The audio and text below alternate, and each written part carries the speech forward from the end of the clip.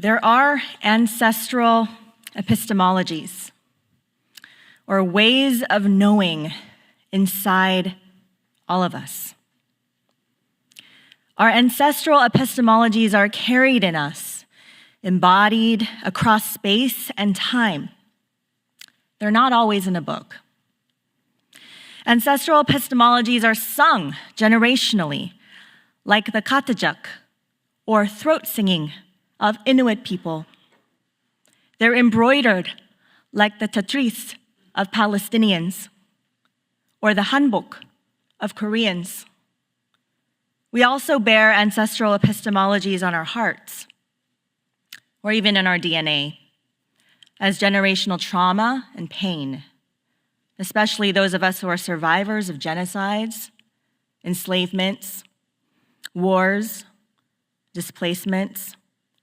Working with ancestral epistemologies as generational pain and drawing that pain out, disentangling pain from us and our descendants is an ancestral way of reimagining. The pain must go somewhere.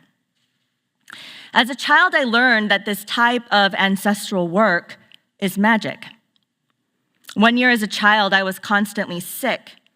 There were long periods of time that slipped past me. My parents were worried. I have these vague, feverish memories of my mother wiping my forehead with a cool cloth. And I remember church people sometimes gathering around, whispering these prayers around me. I remember in the evening hours, long after our household had gone to bed, my mother would come to comfort me, and I could feel her there. She would rest her warm hands on my belly, and patting gently, she would chant an old Korean folk chant that every child knows. 엄마 손은 약손, mother's hand is medicine. Something about that chant was and is magical. It pulled the pain from my body, the dull ache in my flesh absorbed into my mother's hand. Maternal magic. Something ancient, not colonizer Jesus, something else. I recently spoke with a Korean wudang, one of our shamans in diaspora, and she told me that she still practices this folk magic on her children, as do I. She also says that she practices this on herself when she's in pain, patting the part of her body that aches, saying, 조상 손은 약손, ancestor hand is medicine. The pain must go somewhere. What if yakson, or medicine hand, is something we can and should practice not only between ourselves, but on generational wounds and pain? The ones both we and our ancestors still carry.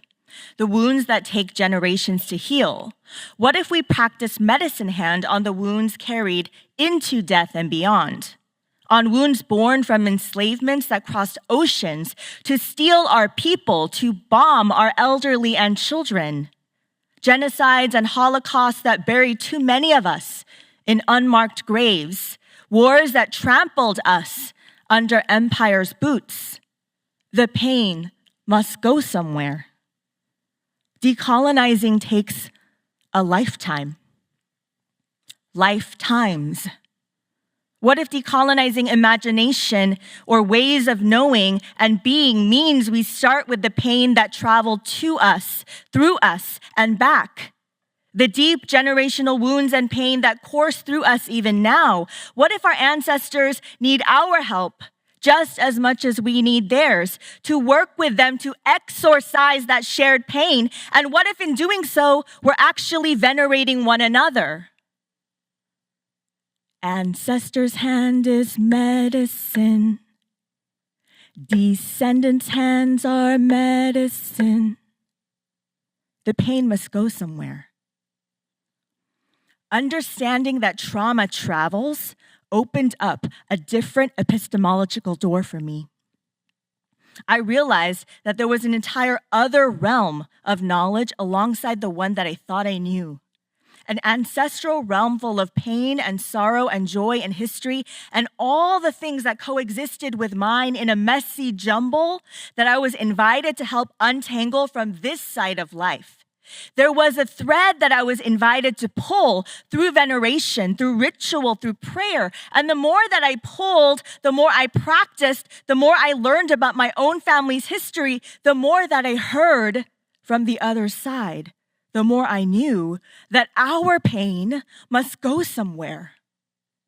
As a grandchild of Korean people who survived Japanese occupation, only to be catapulted into a war driven by American interests of imperialism, of a people displaced, of a people cut off from family in the North, as a grandchild of a people who survived post-war Korea, who survived a puppet government of a South Korean dictatorship set up by the US, I learned that it must all go somewhere. The epistemologies of pain, joy, and hope. Someone must receive it, hear it, feel it, understand it, untangle it. For many people in the diaspora, we are looking for ways to unburden ourselves from the ways our minds and lives have been colonized and recolonized, especially through religion and spiritualities that never belonged to us. Religions like Christianity, packaged and delivered through mission generations of our own people. And through the gaping maw of Christianity, we've also been force-fed the lies of white supremacy and American exceptionalism. Those lies are like thorns traveling down our throats, and we keep swallowing those thorns, especially immigrants and the children of immigrants like me.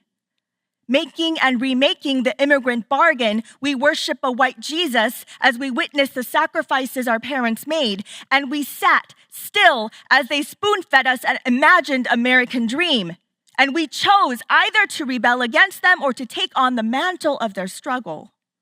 And we asked ourselves, how should we live to make Amma and Appa's struggle worth it?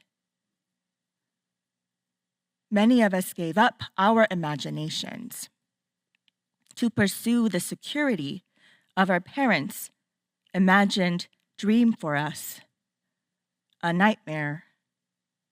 The false safety of new homelands, our tongues forcing themselves around angular new sounds, discarding the curvature and spice of our mother tongues, and even the lineage of our names. Was it worth it? What if instead of swallowing thorns, we remembered who we were, remembered our motherlands and grandmotherlands and unbent our tongues, reclaimed our names, and what if in doing so, we undid the generational pain? What if decolonizing epistemologies meant we undo the work of the colonizer in us, in them, and what remains of the colonizer in our ancestors too? The pain goes somewhere. Working with our ancestors and speaking to them, facing them, is to see ourselves clearly, is to be the decolonized imagination, the ancestral epistemology, the way of knowing to build the future. Our decolonized imagination must go somewhere. It must live somewhere, in someone.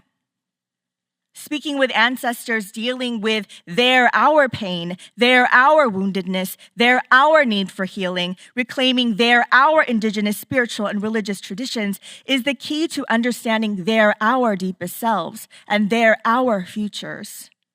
In Korean indigenous practice, we have this ritual called hanpuri. It is a ritual of releasing sorrow, not individual sorrow, but the sorrow of the whole. A family, of a people. As we work on our own generational pain and trauma, we also release the generational pain and trauma of our ancestors, the wounds they still carry, and we receive the joy of mutual freedom, the revealing of the truth between us. Veneration as a sacred practice is a way of knowing one another, a newly imagined epistemology. wrestling with pain and living into the co-imagination of better futures, futures that hold joy, not devoid of shared histories and trauma, but ones that hold them together in the light of a possibility of liberation on this side of life and on the other side too. Do you feel it?